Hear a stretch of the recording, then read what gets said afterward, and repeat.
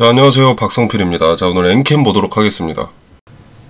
자, 오늘 또 연이어서 8% 하락이 나왔습니다. 좋은 상황은 아니죠. 자, 일단 시장이 좋지 않습니다. 시장 자체가 좋지가 않습니다.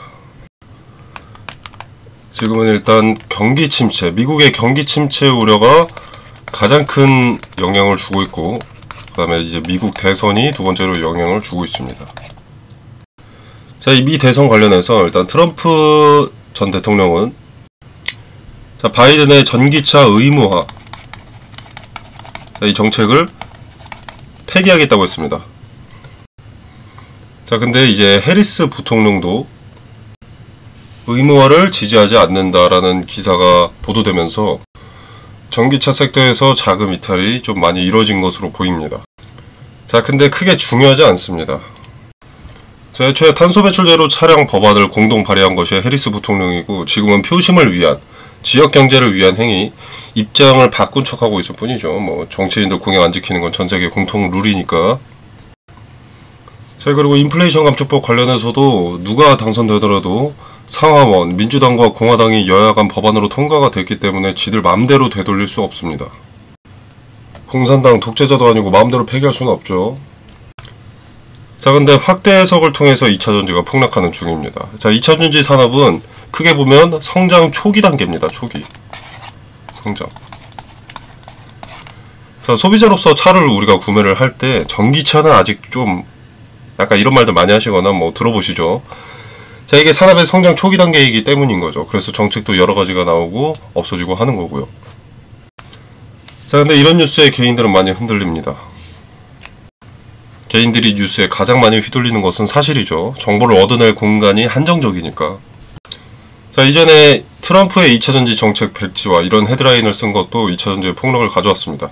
자, 근데 이것도 언론 보도의 확대 해석과 자극적인 문구에 2차전지 투심이 무너지고 자금이 빠져나가고 폭락을 했던 것인데, 자, 사실 이때도 알고 보면 바이든의 전기차 40% 의무화 정책을 폐지하겠다라는 공약을 했던 것이지 전기차 관련 모든 정책을 폐기한다라는 것이 아니었죠. 분명히 뉴스의 뉘앙스는 인플레 감축법 등의 모든 수혜는 없어진다였는데 말이죠.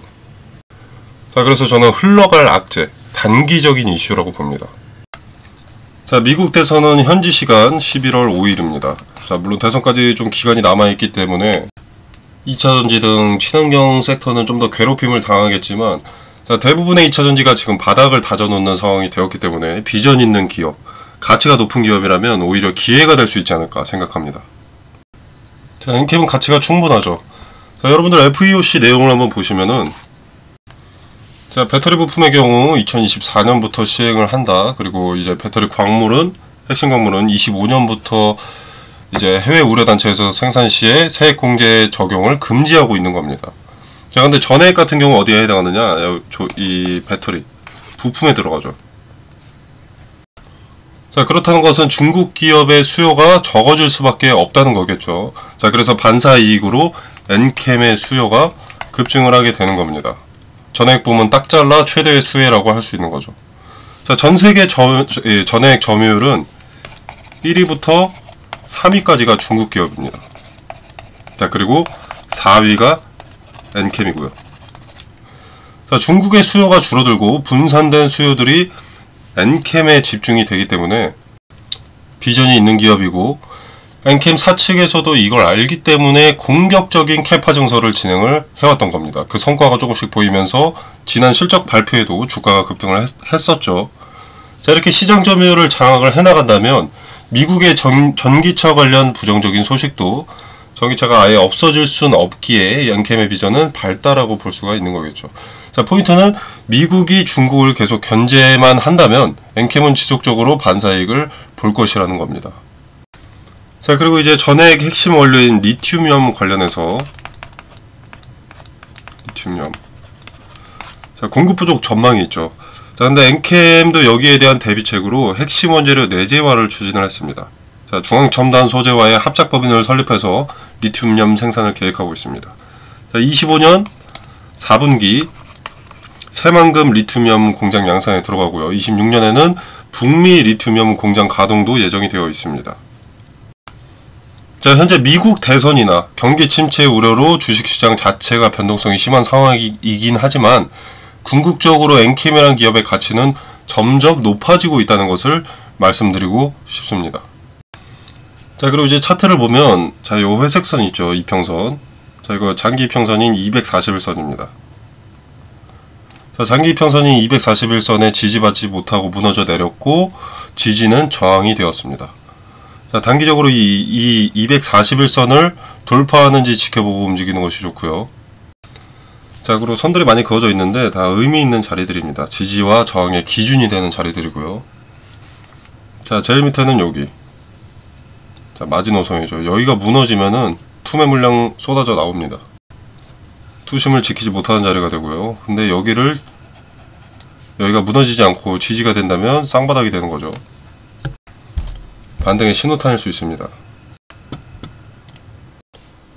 자, 이 자리를 터치했을 때 상대적으로 더 많은 자금이 투입이 되었고, 같은 자리에 지지받으면서 투심이 전환되는 자리였기 때문에 오늘 종가인 이 자리가 지지되는지 확인할 필요가 있겠습니다. 지지되는 자리와 거래대금이 어느 정도 동반됐느냐에 따라서 매수 타점으로 유효한지 확인할 근거가 됩니다. 반등의 신호탄을 알아보기 전에 매수를 한다면 평단은 낮추고 물량은 늘어나게 되는 거죠.